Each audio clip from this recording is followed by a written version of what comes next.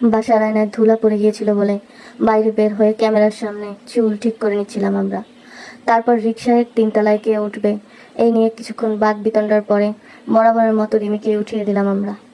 তারপর পরীক্ষায় সব সাবজেক্টে পাশ করেছি বললেও ফেল করার কারণ জানতে চাইলে সে বলে আম্মু পাশে ছিল তাই ফোনে মিথ্যে বলেছিলাম।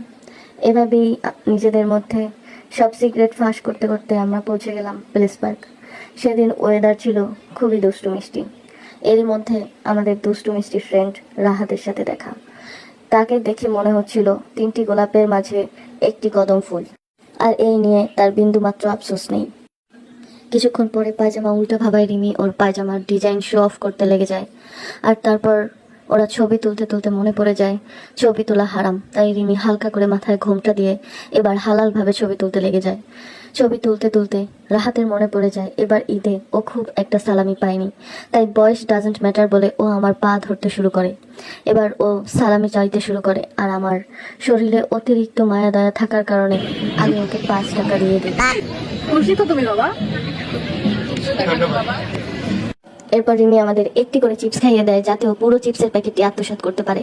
এরপর চিপস না খেতে পেয়ে আমরা চা খেতে গেলাম, আর সেখানে রিমি হলো বঞ্চিত।